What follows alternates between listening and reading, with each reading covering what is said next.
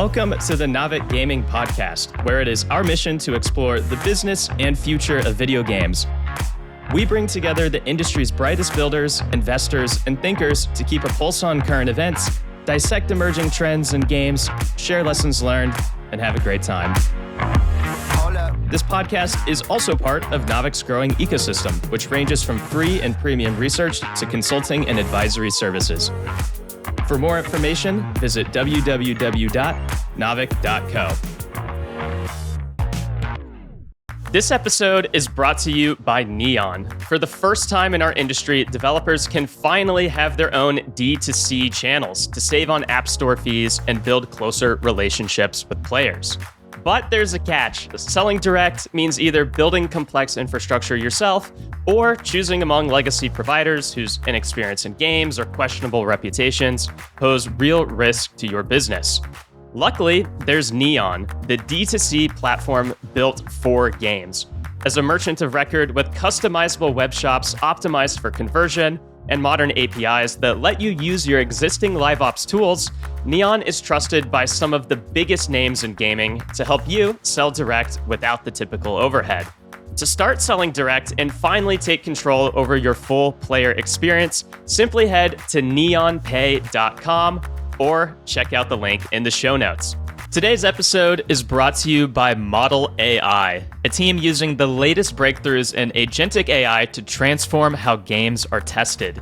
Instead of relying on brittle scripts or deep integrations, Model QA Plus uses computer vision and reasoning models so AI agents can actually play your game, finding bugs the same way a human would, only faster.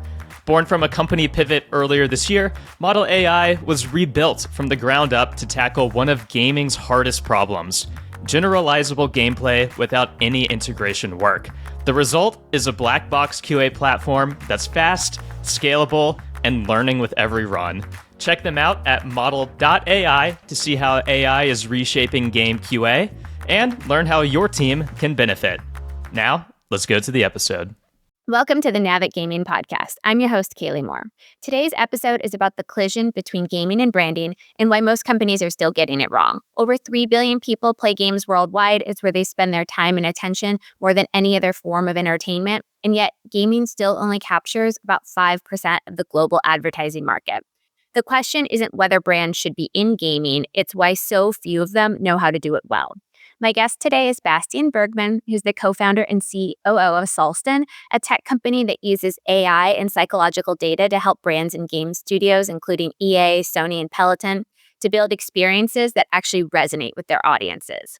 He's also the author of Press Play: Why Every Company Needs a Gaming Strategy, which was published last year by the Harvard Business Review Press, where he breaks down how companies like Adidas, Chipotle, and New York Times are using gaming for more than brand awareness. They're increasingly focusing on conversion and long-term engagement. Today, we're going to dig into why audience strategy is where most brands fail, even before they start. What separates the companies who are doing this well from the ones that are burning money on empty Roblox worlds, and whether studios should be chasing brand deals or building for them. It's my pleasure to welcome Bastian Bergmann, co-founder and COO of Solsten, to the podcast. Awesome. Thanks for having me, Kalie. It's a pleasure to be here. Awesome. Let's dive in first to the audience problem. You've said multiple times that the place where gaming and branding really collide is around audiences. Can you explain what you mean by that and why most people are still getting this wrong? Well, I think, part of the data here that's extremely striking that you articulated really well in your introduction to this episode. It's all the engagement is there. If you look at just pure numbers of where consumers broadly and players spend their time. So one, you have almost 3.5 billion people that play games globally almost daily. Like, for context, what a lot of people don't realize, that's bigger than the population of India and China combined. It's also bigger than any religion we've ever had on planet Earth as a species. So it's massive. Play and gaming as an industry or as a medium are massive.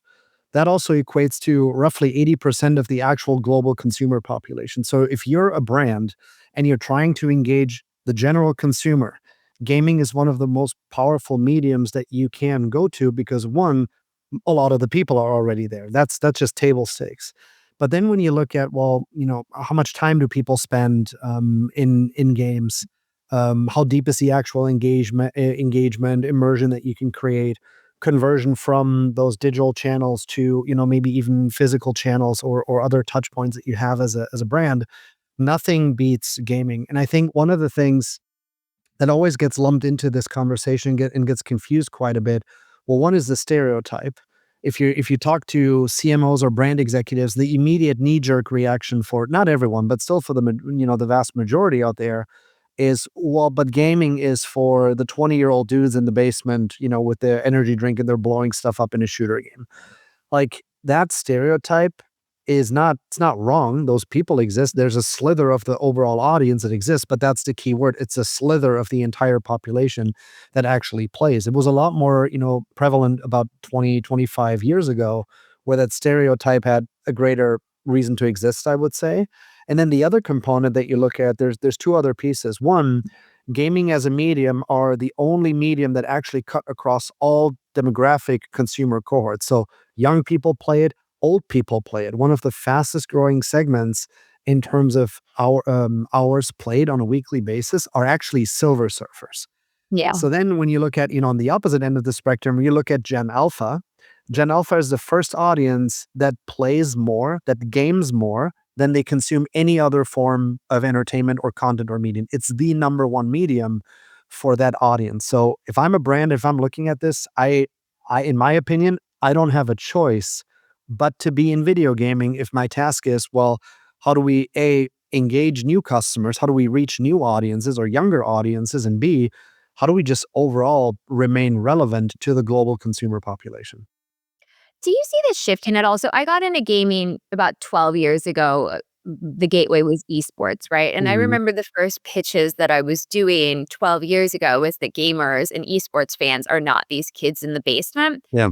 As demographics shift and the boomers are starting to retire and the elder millennials, which I think we're probably both part of, Yeah. start to take over brands, have you seen greater adoption or awareness of bringing brands in game as people kind of Yep. age into CMO level positions? 100%. That's one of the big reasons is, you have the internal facets of people that grew up playing games, whether they, leave aside whether, people would consider themselves to be a gamer or not. Like, I play video games regularly. If you ask me if I consider myself a gamer, I wouldn't necessarily say yes. Like, I wouldn't label myself, but I play regularly. So I'm 100% a part of that population. Um, and it's, you're exactly right. That demographic shift in the workforce, you have people that grew up in the 80s, 70s, 80s, early 90s, maybe playing games regularly. It's their medium. They're now assuming mid-level to, senior level executive positions. They're now decision makers. Yeah. So you have that natural inclination more present in the C-suite and in the boardrooms. And then you add to that those people, our generation, maybe a little bit older, they all, not all, but most of them tend to have kids now. Yeah. So they're growing up with this stuff. So it's the double whammy to an extent where you're like, well, I grew up with it. Like, I know I've got my console. I used to play Sega or Sonic on the Sega or, what have you. And now you're watching your kids and you go, well, I've got an almost 7-year-old. She plays Nintendo Switch a little bit and she's on Super Mario. And I'm like, I remember my first time when I played Mario Kart. So it's like you're seeing it happen on both ends of the spectrum. You're bringing your own experience of how you grew up and how you were socialized, and you're seeing it with, maybe your own kids or your friends' kids. So you've got that shift on both ends of the spectrum, which I think is really, really important. And then the other component too, there's just a general an awareness that took place, and you got to give credit to the pandemic. Well, one is because now all of a sudden all the numbers around gaming became apparent and obvious to anyone. Well, it's been, 190 billion plus industry pre-COVID for years. So it's been this gorilla hiding in plain sight. But what COVID did is it shifted the perception around it because people were all of a sudden playing more, and it got cool again. It got socially accepted. So I have a ton of stories and people that I know that started that were older than me who started playing games again during COVID, and they played as kids and then they stopped because of stereotypes, of stigmatization, what have you. And all of a sudden it was cool again to play. And a lot of that has outlasted the pandemic, and it's just culturally, it's cultural zeitgeist, it's socially accepted. No one's going to look at you weird if you go like, what are you doing this weekend? Oh, I'm going to play video games with my kids.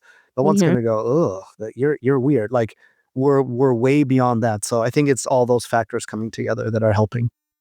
So, can you walk me through the framework of when a brand is considering integrating in game? What are the actual steps they should go through to identify whether it's the best audience Yeah. for their brand, but also where those specific people are in what Yeah. gaming worlds? Yeah, it's a great question. So, number one, I always say, all of the different executives from brands that come to me where we have this conversation, they go, we need a gaming strategy. And I say, well, I don't disagree with that, but that's not, it's a means to an end. Like just having a strategy for that space, that's not going to help you win. So, in terms of steps, the immediate first step has to be, well, what is our overall strategy as a company? Where are we going as a business, and what do we want to accomplish? Whether it's we want to reach specific consumers or, you name it, whatever the goals of that business are.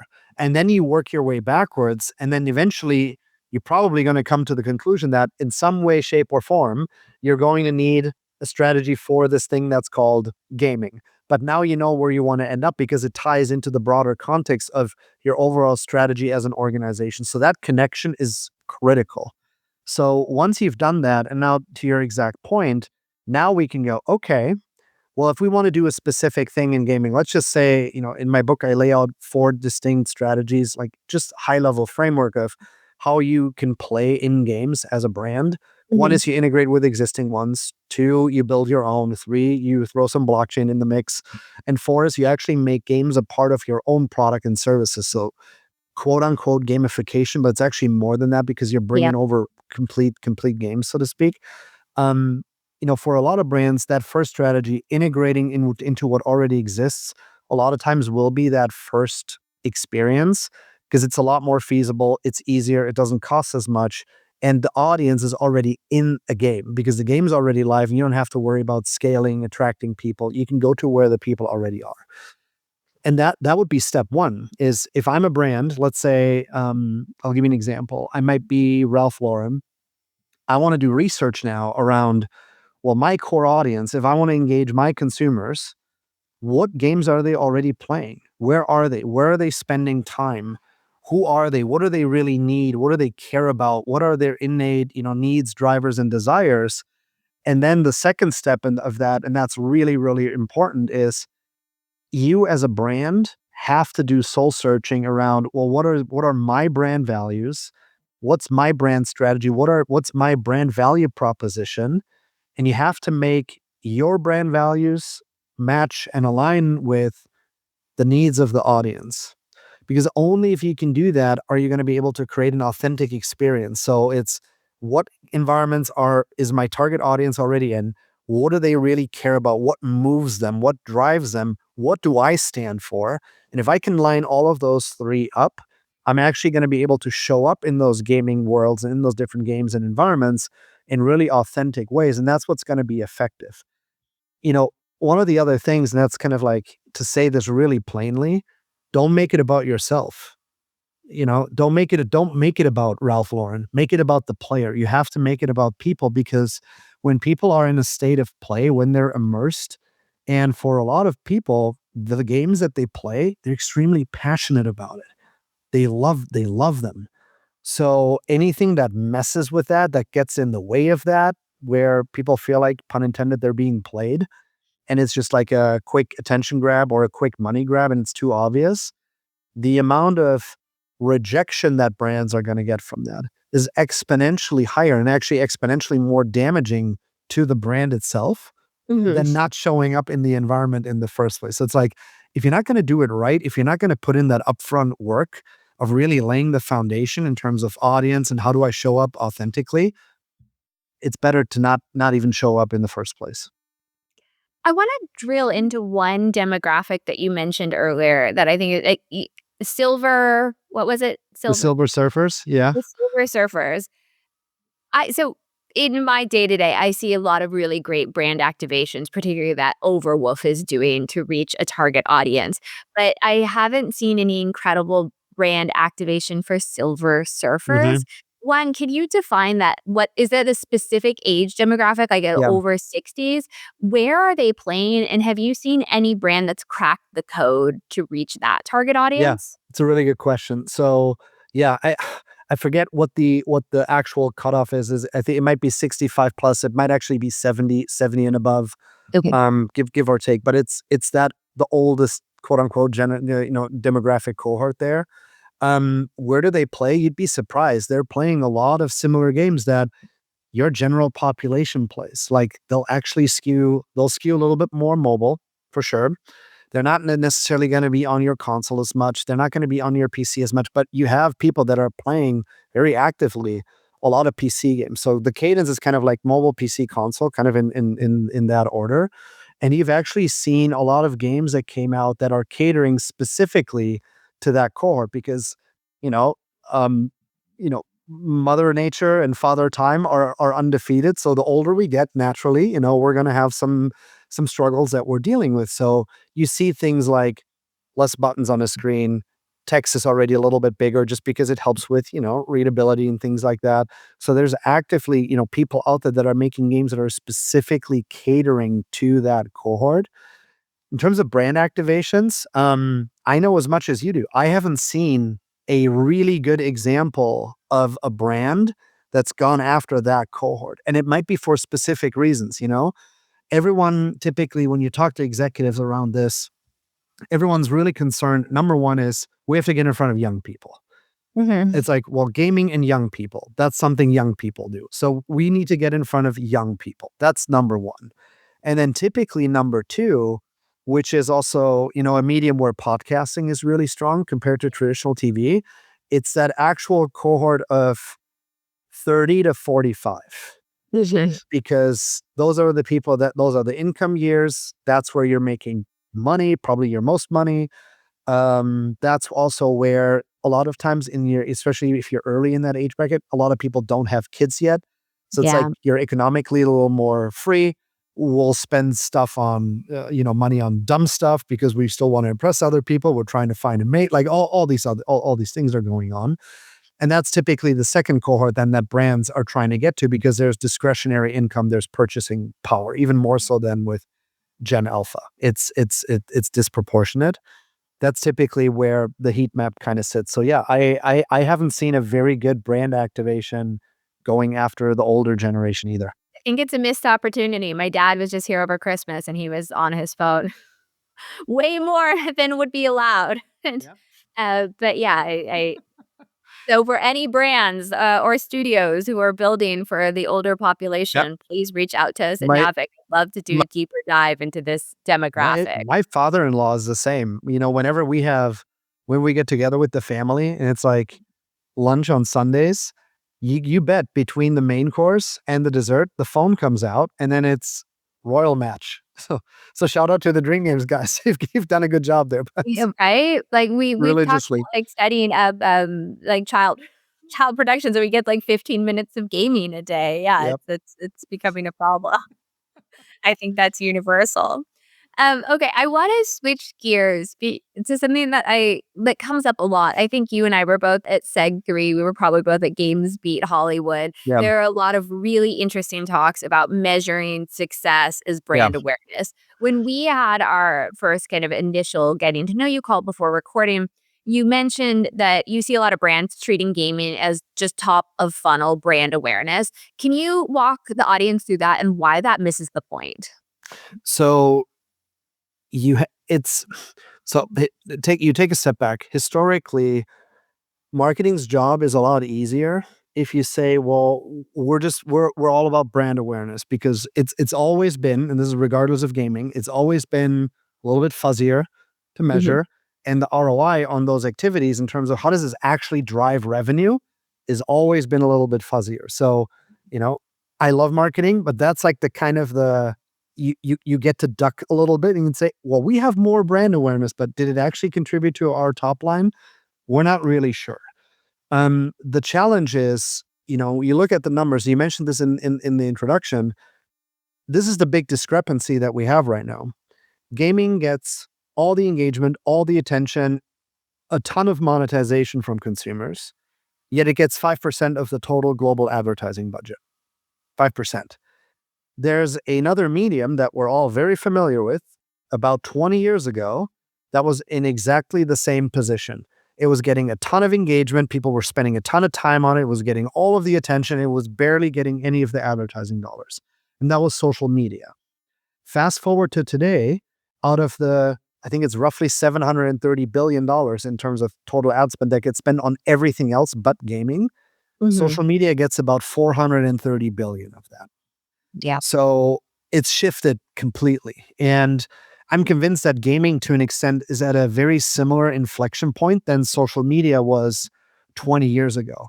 And a big part of it that's going to have to happen and mature a lot more for brands to shift more advertising dollars over is if a CMO can go to the CFO and say, we spent $5 million last year on our Roblox initiatives, and that drove $50 million in revenue. This year we're investing $100 million in Roblox. But you can't really do that yet. You're not at that point yet because it's fuzzier. And why I think it's a missed opportunity for brands just to go, okay, well, let's just do brand awareness. The tracking might not be there yet. Okay, well, one, you can work with partners, but two, you're missing a point because one, and a lot of people don't know this statistic, 86%, roughly 86%, this is a study by BCG that was done a couple of years ago. 86% of all people that have bought a virtual item inside of a video game where the actual physical item exists to the corresponding physical item, 86% of those people go on and buy the real item too. That's wild. I It's cannot believe crazy. I work in this industry and I haven't heard that stat before. Yeah, it's crazy. It's an 86% virtual to physical conversion rate. There's not a lot of other channels that can do that. So Yeah. now the problem is, okay, how do we track this regularly? Now you get into all those sorts of questions. But the fact that conversion rate is there, and that when people are in a state of play and they're immersed, anything that you put in front of people, the brand recognition's higher, unassisted brand recall's higher, brand awareness is higher, people have continuous engagement with it, they share it with their friends a lot more, you get virality a lot more quickly, you're embedded in a social context because people are coming together and they're interacting with you. Your brand becomes playable and experiential rather than just a logo that you slap on somewhere that gets looked at. And now if I'm in this playable context and I'm engaging with, let's just say, an item, some sort of character, take Mattel as an example. It's like a toy from Mattel that is virtual and you're playing with it. You've emotionalized it because you're in that state of play. So the connection, the bond that the player forms with that item is already stronger. So the leap to go, I want this thing at home, and they're just going to do it, is a lot shorter than for Mattel to go, let me advertise my new whatever toy, my new doll to you, because I need you to buy that and whatever through Amazon, ship it to your doorstep. It's a much stronger emotional leap to go to than I've already played it, I've experienced it, I've established some sort of bond with it, I've already formed memories around it. Oh yeah, well, of course, 3 clicks, I want this thing at home. And then it gets to you and you have immediate associations with it because of the experiences that you had in the gaming world with it. So it's a much stronger connection. That's why I think people are missing, the point when executives and marketers and brand leaders stay on that level of, well, brand awareness. Okay, sure, start there to experiment more quickly. So don't spend $100 million right away. Start smaller and see what works, but then work your way down the funnel and start to understand, how do I bridge, the gap between the virtual world and my physical world, depending on what products are selling or what services I'm selling as a company, because the conversion rate of bringing people over and driving monetization experiences in both touch points is huge. But yeah, as you said, tracking is still tracking and transparent measurability is an ongoing endeavor. So I think you made a really interesting distinction that's important, right? We have brands integrating in games, so building different unique experiences for the gamers, but then there is also just the pure advertising component Yep. too, right? When social media passed that inflection point from going to just overall brand awareness to we can actually now track to see did the people who see our ads buy our product, was there just a really shift in like we now have API data? How did that happen? And how do you think it will Mm. happen to mirror that in gaming? Yeah. How it happened in social was they made it easy to look at everything because that's the nature of, and this was, 10, 15 years ago, 20 years ago. Now it's even worse. Everyone has information overload. No one wants to look at or has the time and the mental capacity to look at anything anymore. It's like, I want to click a button. I just want to do stuff, and I need everything that I need to know literally with a click of a button so that we can keep moving. So making it easy for people so that they don't have to dig. And I think where social really won was just being extremely transparent and granular and giving people the ability of you want to get to person X, I'm going to show you how you get to person X. And then you see the results and you're like, I got to person X. Whether you actually got there or not, that's a whole nother podcast. But at least the takeaway and the perception was I got as close to the thing that I really wanted to get to, or I might have even gotten there than I possibly could have. And I can see every little bit of like click through rate, this. I know exactly what performed where, why, in what regions. And it was a click of a button and all my stuff is there and it's transparent. That gives comfort because it's full transparency, whether that's all accurate or as effective as it, again, completely different podcast. Now, when you look at gaming today, Roblox, or sorry to interrupt, but like, do you see no, a world in which Roblox or UEFN shifts more in that direction, or are they they have always to.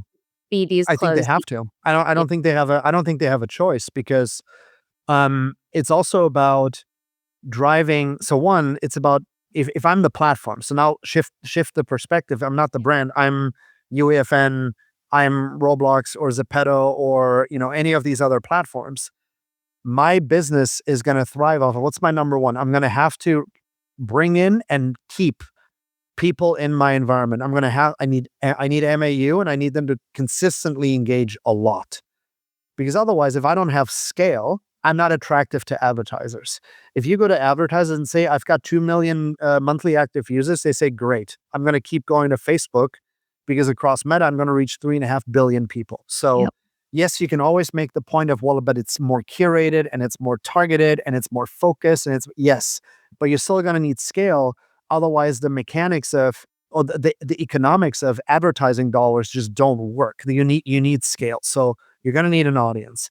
What does that mean? You're going to need more new content. You're going to need ways to keep the audience engaged, more creator tools, better creator tools. That also means, okay, I'm going to need better incentives for creators so that they stay or come to my platform. And you can see this playing out in real life with what Epic did with UEFN, which I really, really like.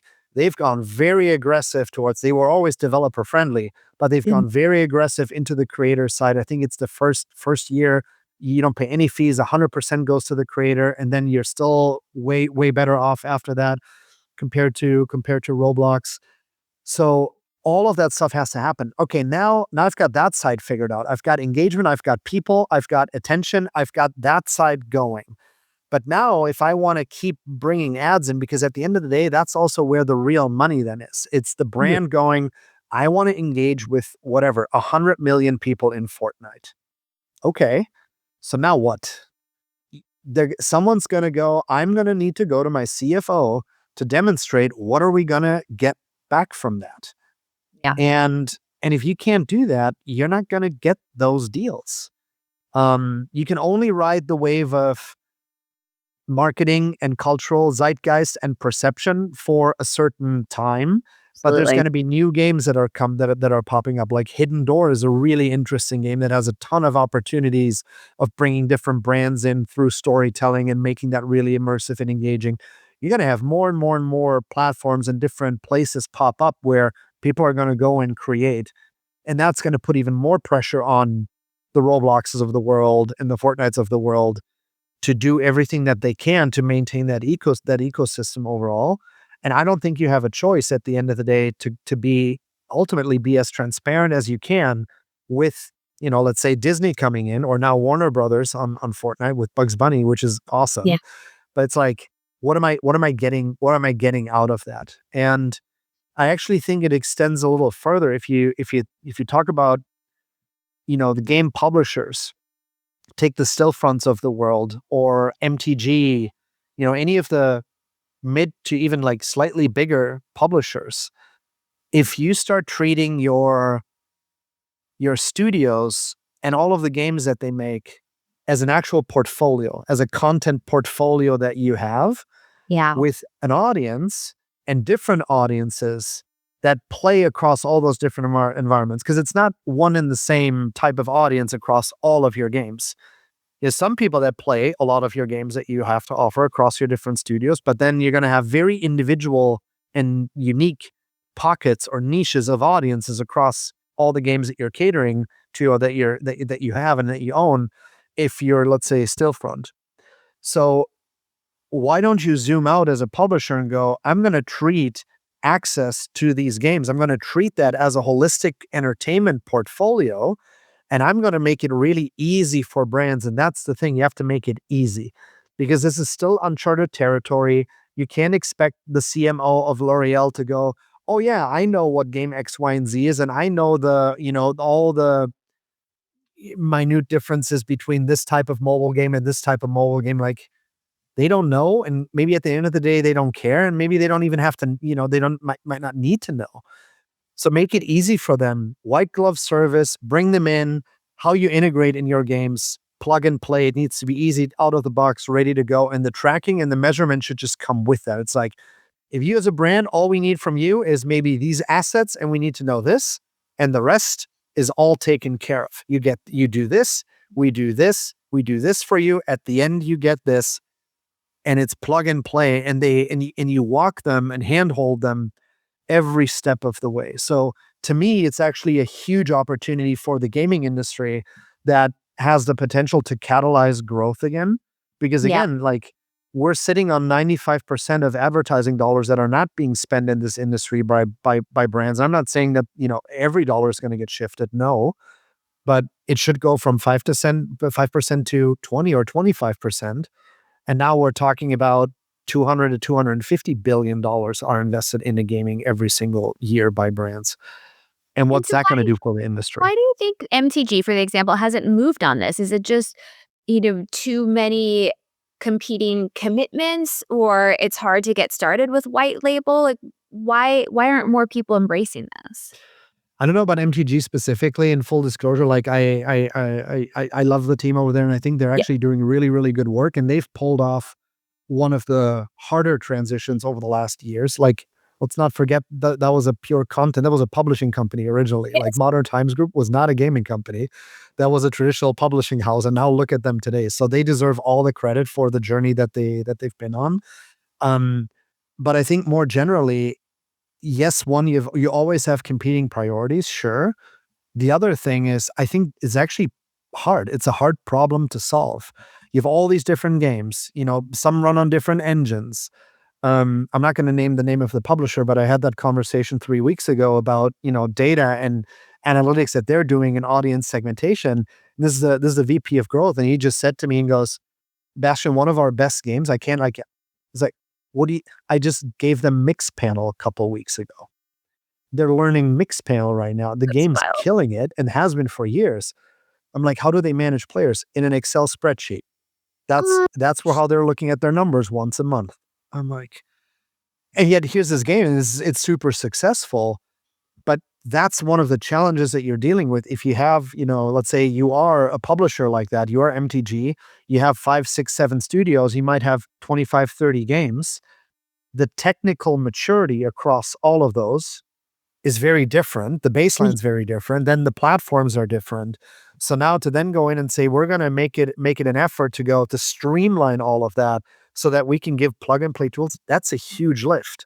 So, and to me, again, this is actually one of the technical innovation opportunities in the industry where in that layer, if you can go to a publisher and say, like, I've developed a way where I can give you a consistent, whether it's backend or streamlined system, API layers that you could plug into all of these different, doesn't matter what the engine is, it doesn't matter what this is, but all of a sudden you can basically unite on your end the visibility into your 30 different games.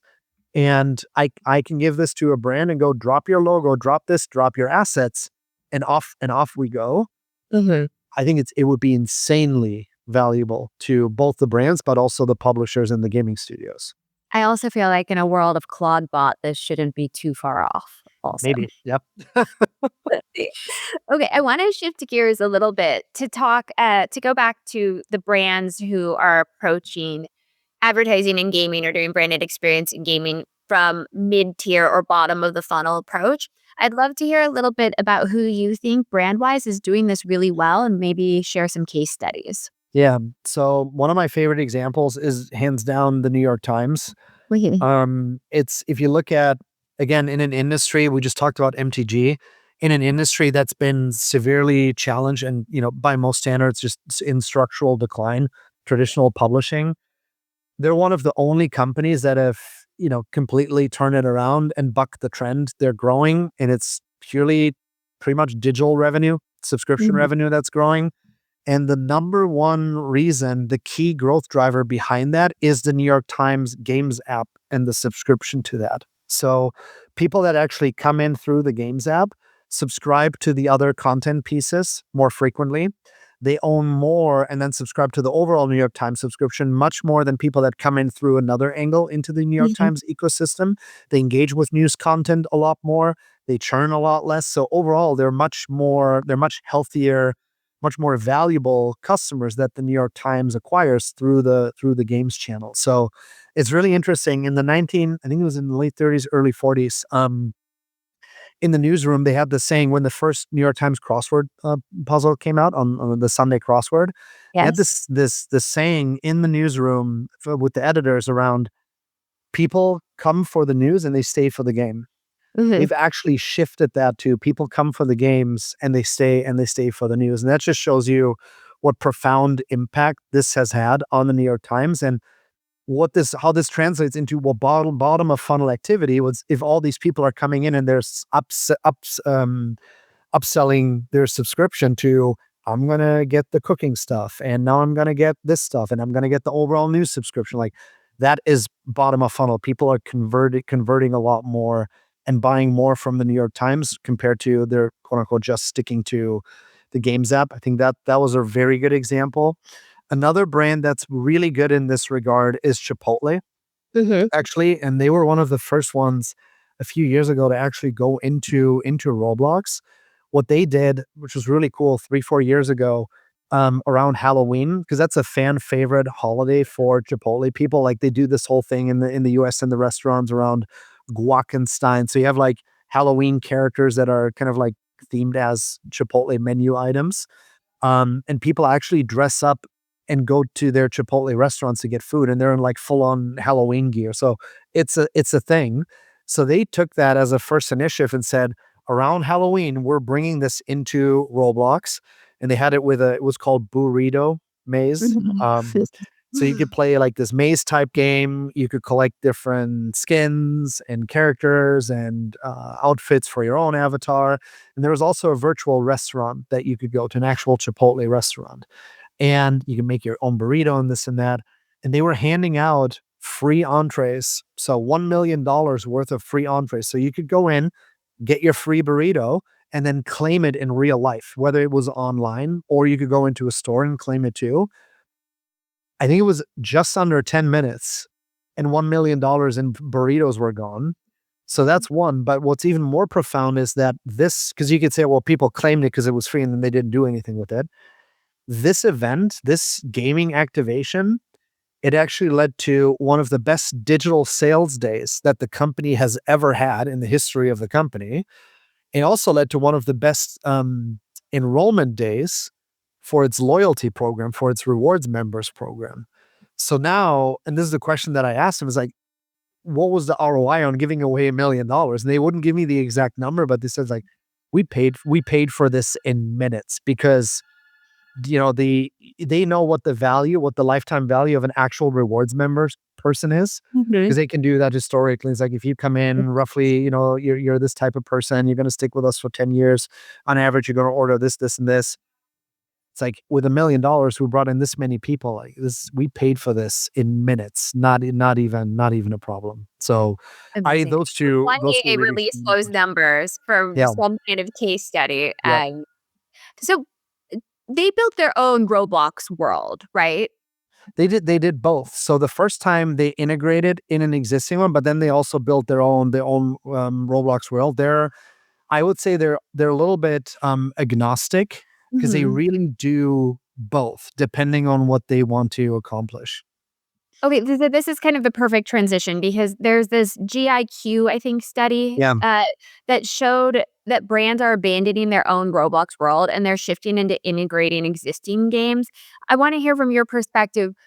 Are you seeing that just from a brand perspective? Building within integrated gameplay versus building their own world, has that changed in the past year or two? And what do you think is driving that shift? I mean, obviously, it's really hard to bring people into a game unless you have Yeah. immediate incentives, but I'd love to hear your perspective. Yeah. We definitely do see a little bit of a shift, and I think there's multiple reasons at play. The first one is, this is not going to be a surprise to any of the listeners to this podcast specifically, making games is really freaking hard. So it's like, so for a lot of new people that came in, they're like, well, we need to make our own game. You know how the corporate mentality is. It's like, it's shiny, it's new, it's big. We need to have this our own. We want our own. So people go and they make it, and then you have an own world that you have to maintain, operate. Maybe it wasn't even, that well done from the beginning. But there's all these factors that go into that, where what developers and publishers know better than anyone, making successful games is really hard.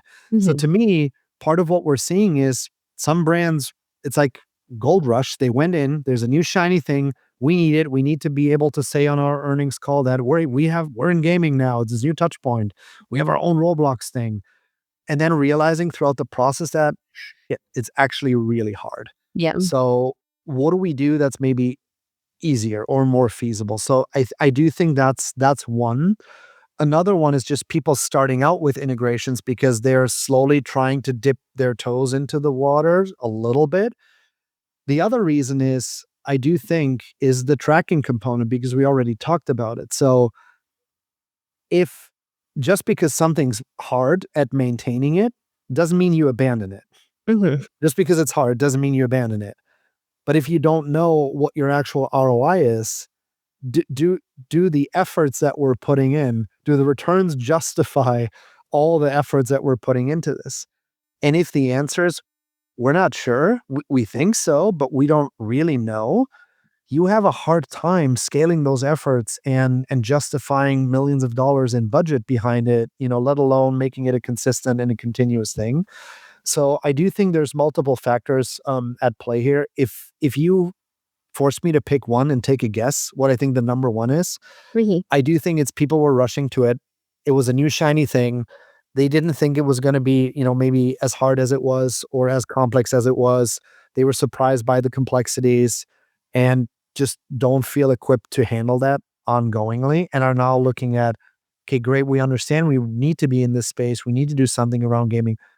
How do we do something that's maybe a little more light lift right now? Yeah, but I also think in some ways it opens up another can of worms too. There's a really great article probably about 6 months ago at Digiday. Alex Lee, who's now at GamesBeat, wrote it. And it was UEFN creators going on the record saying, oh, these brands should have come and built with us in our world Yep. versus you building their own experiences. And it was very clear from that very nuanced article of some of the creators haven't necessarily worked with brands. They don't necessarily understand brand guidelines, and they have a very different idea of the KPIs that show success, right? Yep. Than if you're working with developers who've built incredible games before, who know how to integrate your brand safely too. I think that's also another discussion of especially brands who are very new to gaming who want to maintain that Yeah. brand safety component. Yeah.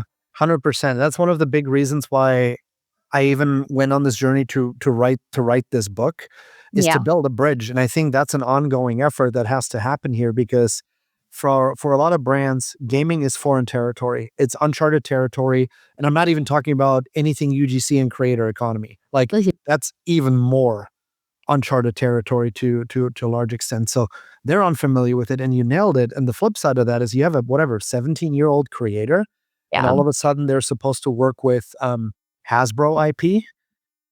It's like they've never heard of brand guidelines and brand safety Ye- and any of that in their life. And it's like, well, if you're running a toy company and, kids are, your customers, yes, you're selling to adults, but you're dealing with kids and you're dealing with multi-billion-dollar IP, you bet there's going to be some guidelines around it for good reason. So I do think there's a little bit of both, a maturing that has to happen on both sides, and just facilitation of that conversation. I know Overwolf's doing really good work helping set those, brand guidelines and making it easy for creators to understand, what they can and what they can't do.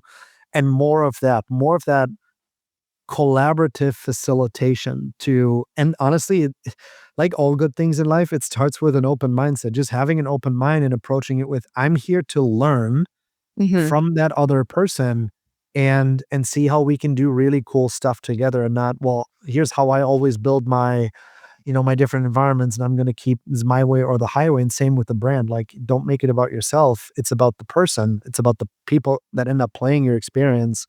So how do you come together with creators to deliver something that's really meaningful and enjoyable for people? What brands do you think should be integrated into gaming, like, right now, like, that are just absolute no-brainers? It's crazy they haven't done anything yet. That's a very good question. Um, a brand that hasn't done anything yet. Or So I'm maybe always just dip their toe in, but, like, where are the huge Yeah. opportunities that are being missed? Well, one that's very clear in general is, well, any brand that has an immediate direct relationship to a consumer, anything that's D2C, 100%. To me, what's mind-boggling to me is that not more apparel slash, companies that are really close to e-commerce Mhm. are more aggressively going into that space because of the conversion rate. And you have a really good, like, Nike has done some stuff that was cool for sure. No one's beating Adidas at this right now. Mhm. What they've been up to over the last, like, Adidas, what a lot of people don't know, over the last 4 years, Adidas is the only Fortune 1000 company that built an internal business unit that has its own P&L. That is, all they do is they sell virtual goods. They have an own business unit that is only tasked with selling virtual goods, and it's highly profitable and is growing like crazy. So there's a role model right there. And Adidas is active across all sorts of different environments. Mhm. They just launched, it came out 3-4 weeks ago. Three Stripe City, I think it was called, in Minecraft. It was a separate DLC. People could download it for free, play it for free. And you had all sorts of, new Adidas collection in obviously Minecraft style that was in there. They do a lot of collaborations with Fortnite regularly. They do stuff with Minecraft. They do stuff with Roblox. So they're really across the board, and they've been able to monetize this, and they've been able to also show, if we're doing certain things in these environments, here's how it actually impacts real sales of our jerseys or our Olympic collection or new sneakers that we have. They've been able to show that.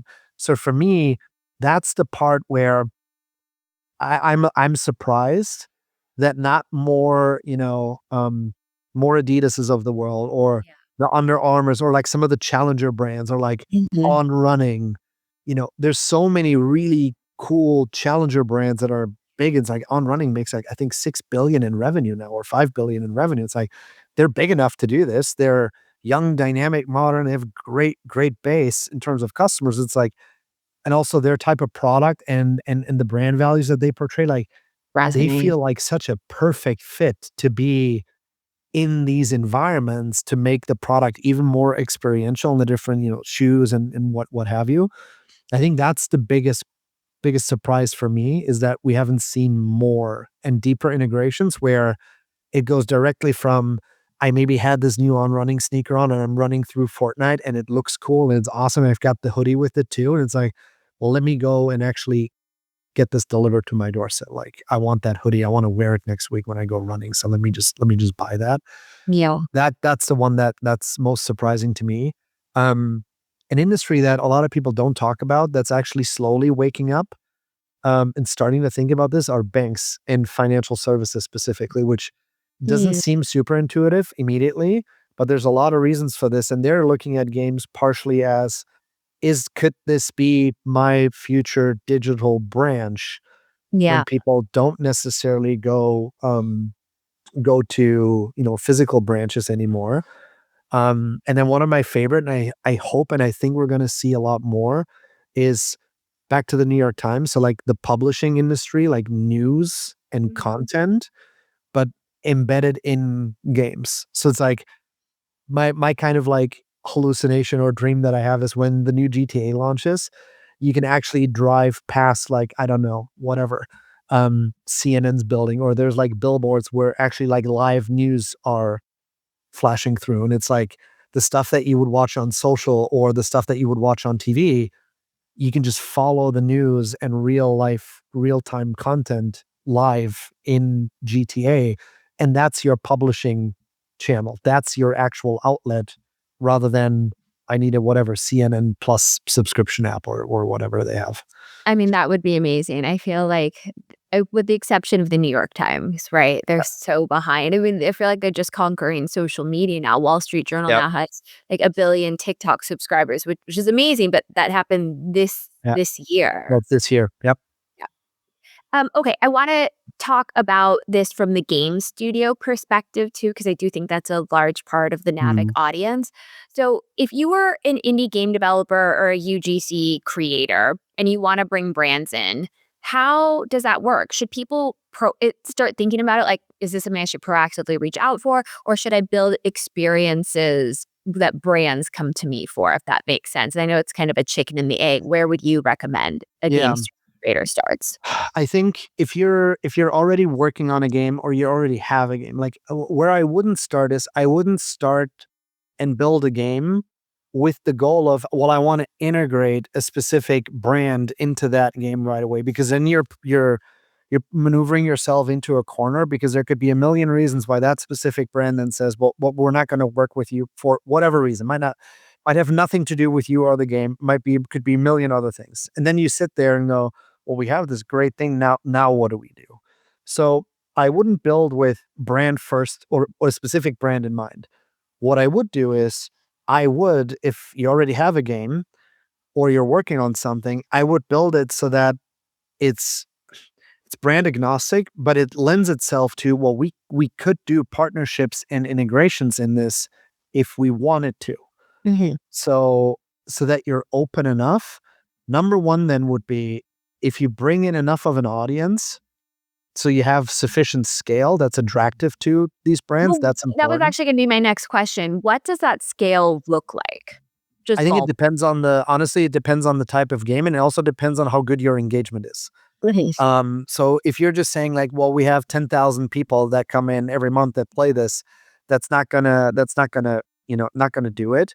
But I think once you start to get to 100,000 monthly active users and more, you're in the realm of, it might not be the most attractive to the biggest brand that's out there, but it could be really interesting to a tier 2 or tier 3 brand, which is still going to help your game.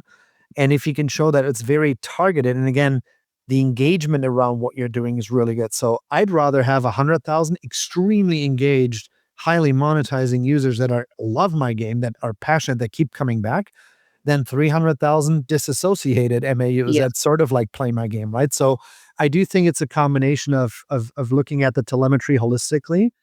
And what you can do as a developer is really invest in getting to know your audience. Not just, well, what do they like about our game, but who are these people in real life? What brands do they already like? What movies are they watching? What other, affinities and preferences do they have? Who are they actually in real life? What does a day in their life look like if they're not playing our specific game, for example? What do they do? And what do they care about? and how could we marry that and actually cater to that inside of our game? And I think that's the prep work that you have to do if you go to a brand and say like, hey, hey, Washington Post, there's a really cool game out there that's called News Tower. Really cool. It basically lets you play, you run the newsroom in the 1940s publishing organization, and Mhm. you play against other people, and it's about, can you build the most successful newspaper? Really, really cool stuff. So maybe it's the New York Times, maybe it's another brand that you want, you want them to do advertising in your game. But let's just say Washington Post. You go to the Washington Post in your news tower and you go, okay, here's why we think you need to be in our game. Here's our audience. They actually subscribe to these different news outlets. Yeah. Some subscribe to the Post. A lot of them are previous Washington Post people because they're struggling with subscriptions right now. So there's affinity here, but they churned recently. We have really good engagement around this. We think there's an incredible opportunity. Here are the values that you stand for. Here's what our audience is craving. Here's how we could imagine an integration, what it could look like, and Really? how it could help you. So I think leading with that input, with that level of detail and understanding, rather than, well, our audience is young, we give you access to young people. It's like, okay, great. Like, why are you trying to have a conversation with me versus my 3 other competitors or 15 other newspapers or news outlets that you could go to? I think that's the number one that you could really do especially as an, as an indie. Invest and make sure that you know your player base more deeply and intimately than anybody else out there. And that's going to give you opportunities to go, we should talk to these people versus we should talk to this brand. And if you have trouble reaching them, whatever, LinkedIn might be hard, email might be hard. The best recommendation that I can give where you're going to find a lot of those folks is at advertising conferences. So you're going to have to venture outside of your gaming conferences a little bit. Mhm. But if you go to Ad Week in London, or you go to Ad Week in New York, or, Seg3 was obviously really good because that brings it, a little bit more together. But Yeah. I would go to those events where it's the intersection of all those, or specifically advertising conferences, and you're going to run into the right people across all the different brands, sooner than later. Mhm. So, if there's one thing that you would want game studios to take away from this conversation, would it be the segmentation or is there anything else? It's definitely the segmentation. And then the other component I would say is, don't a lot of studios, unfortunately, not, I should say some studios, and more than I would like, at least personally, have almost an allergic reaction to when you start talking about brands and brands going into this space. Like, well, but the purity of my game, and players are going to hate it. And this is for players, and I don't want this tainted. And you're right with all of that. However, there's a commercial reality that is playing out in real time. And at the end of the day, if you don't have a game that makes meaningful revenue, that pays for all of the salaries for your team and for your office space and for your electricity, you don't have a business. Yeah. And this is one of the most effective ways that's right there, that is where the world's moving anyway, that can help you really solidify and grow your game, meaning your business. So that's the other takeaway, in addition to the segmentation piece and just really understanding your people. Don't fall into the trap of having that immediate allergic reaction to, a brand's not touching my game. Like, be open-minded. Be open-minded to that conversation. Go, you don't have to work with everybody. You don't. But think about this, read up on this stuff, and start to understand that this is a reality that's sooner or later going to happen anyway. And think about and creatively explore what brands you maybe would like to work with that could be a fit for your game. Start there. You don't have to work with everyone, but at least be open-minded and explore avenues of, there's also a lot of good that can come out of those different collaborations that might change the trajectory of your entire studio. Absolutely. So, before we wrap up, will you tell me a little bit about what is next at Solsten? I know you guys sit at the intersection of AI, so it's a very exciting time. I'd Yeah. love to hear a little bit more. Yeah, happy to. So we're currently scaling our first AI application called Alaris, which is like, it's an AI chatbot that runs on top of our own proprietary psychological database that we have been collecting over the last 8 years and that we're constantly collecting. It's model agnostic underneath. So think of like it's your researcher, your marketing strategist, your insights person, and your content creator all in one. So it lets you create personalized content for your audiences actually against and with the understanding of what are the unique psychological drivers of my audience that I'm trying to reach. So it's really cool when you start to compare output. You give ChatGPT the same prompt, you give Alaris the same prompt, the output is completely different because we just have more insight into the psyche and the drivers of the people that we're trying to reach. So really excited about continuing to grow that. It's looking really promising right now. And then the other thing that we're really excited about over the next few months is we're starting to go live with our own API layer. We're effectively building out an infrastructure layer for publishers, developers, engines, backend tools, content recommendation engines, you name it, advertising networks, to connect to that layer to start using our data to drive deeper personalization into their environment. So if you're running a multiplayer game, you shouldn't just be matching people off of skill or resources that they have. You should match them off of psychology based off of who's going to have the best time playing together as well as playing against each other. We actually seen that this drives a little more than 20% engagement increase because people have a better time playing with people that they naturally like or gravitate towards, or what's the next best movie or next best game someone should play or watch, or how do we bring the best people together, who should see which ad in an ad network. So that's the next step for us is basically making the intelligence that we have and that we're able to collect really accessible and empower other people's applications and use cases at scale, and letting everyone benefit off of this insight to drive more personalized experiences for people out there. That is really exciting. We'll make sure to include the website and contact details in our show notes. Bastian, thank you so much for joining me in the Navic Gaming podcast, and have a great time at the Olympics. Thanks so much, Kalie. Really appreciate it.